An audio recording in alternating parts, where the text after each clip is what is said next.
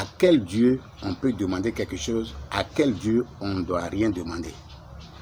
Les dieux à qui vous pouvez demander quelque chose sont les dieux de la création, les dieux créatures. Ces dieux-là qui ont un nom, une forme, un poids et qui existent et qui sont adorés par certaines coutumes, certaines pratiques de façon séparée.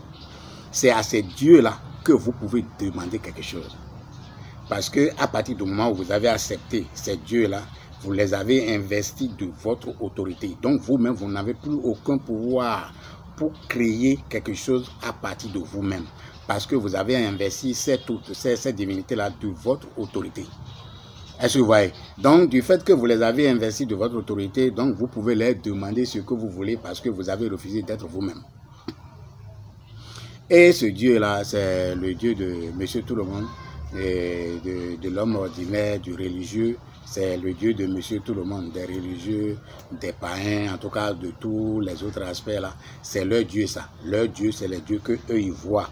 Il y a un nom, il y a une forme, il connaît le rythme, il connaît ses rituels, il connaît tout ce qui doit regarder ces divinités. Et ils adorent ces divinités. En adorant ces divinités, ils investissent ces divinités-là de leur propre autorité. Donc ces divinités-là, du fait qu'ils sont sous leur autorité, leur enlève à l'humain qui les adore l'autorité de se créer, de se chercher, d'aller loin lui-même dans ses recherches.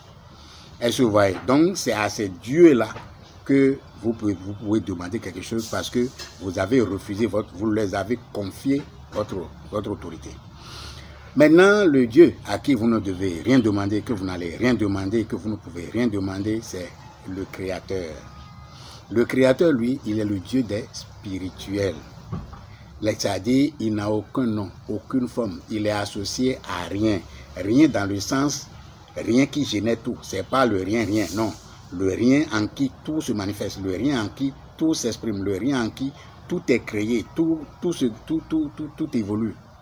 Est-ce que vous voyez? C'est à ce Dieu-là, à l'infini, l'absolu, le 100 secondes, vous ne pouvez rien lui demander, vous ne devez rien lui demander, tout simplement pourquoi? Parce qu'il a créé tout parfaitement. À son niveau, l'incréé, le 100 secondes, le 100 secondes, l'infini, l'absolu, a créé chaque chose parfaitement. Donc, l'humain, de par lui-même, c'est de par la conception que lui-même a de lui-même, il se voit comme il peut pas, il se voit dans des limites, c'est-à-dire du fait de la perception que lui-même a de lui-même, lui impose certaines limites. Donc, il ne peut pas aller au-delà des vérités que lui-même a acceptées. Et il a accepté ces vérités-là, pourquoi? Parce que ces vérités-là sont véritablement naturelles et faciles et terre à terre. Donc, tout le monde peut accéder à ces connaissances-là qui existent sans pouvoir chercher à approfondir, à savoir ces vérités, c'est vrai. Ils n'ont rien pour mesurer toutes ces connaissances-là qui sont déjà là, que tout le monde accède facilement. Ce n'est que quand tu entreprends un travail comme ce que vous me connaissez toujours, ce que j'enseigne, c'est quand tu entreprends un travail sur toi-même que tu commences à percer, à trouver la vérité dans la vérité et les vérités dans les non-vérités. Est-ce que tu vois? Donc, ça te donne une dimension. Le fait de travailler sur toi-même, comme vous me connaissez, et puis beaucoup d'entre vous sont avec moi d'abord, et puis je vous félicite d'ailleurs, vous permet de connaître la vérité dans la vérité et la vérité dans la non-vérité. Vous pouvez le connaître. Est-ce que vous voyez? Donc, c'est ça. Donc, si pour aller de façon plus simplifiée, programmatique, je vais vous dire que oui, le Dieu que vous avez droit à adorer, c'est les dieux créatures. Et les dieux créatures, ils sont en gros classés en 4 catégories. Et c'est dans ces 4 catégories que toute l'hiérarchie est formée. Donc, j'ai parlé de Dieu de la terre, qui est Uriel, le Dieu de l'eau, qui est Gabriel, le Dieu de l'air, qui est Raphaël, le Dieu de feu, qui est Saint-Michel. Donc, c'est tous ces grands dieux-là, sous ces grands dieux-là, que toutes les autres divinités sont. Donc, si vous adorez n'importe quelle divinité partout où vous êtes, sachez que vous ne dépendez que de ces 4 grandes divinités. Est-ce que voilà, ça dépend de l'échelon, c'est-à-dire le niveau que la divinité que vous adorez, le développement qu'il a au sein de cet élément-là.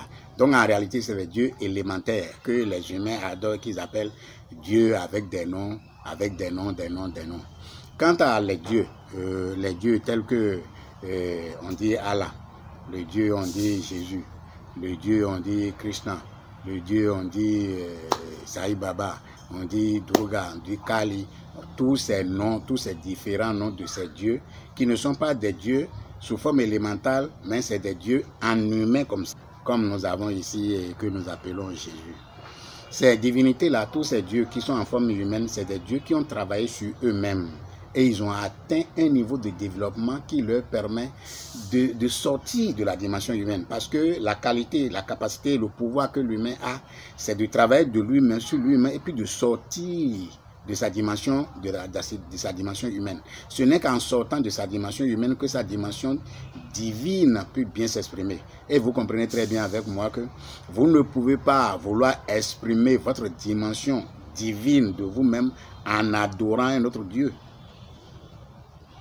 Oui, en adorant un autre Dieu, vous ne pouvez pas le faire. Mais il peut arriver que ça s'est arrivé par exemple pour Sai Baba, qui lui-même avait adoré Krishna.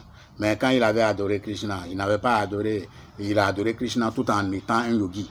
Ce n'est pas, il a fait adoration Krishna 100% comme les religions que nous avons. Tout ce que lui-même fait, il s'en va au temple, il prie, il revient à la maison, c'est pas ça. Il a adoré Krishna tout en étant yogi, comme ce que je vous enseigne aussi. Vous apprenez la spiritualité avec moi tout en étant ce que vous êtes dans votre religion. Votre religion ne gêne à rien. Seulement, vous devez marquer vous-même votre progrès à travers vous-même, à partir de votre propre dimension. Donc, c'est à cause de ça qu'il est important à tout humain d'entreprendre un travail sur lui-même.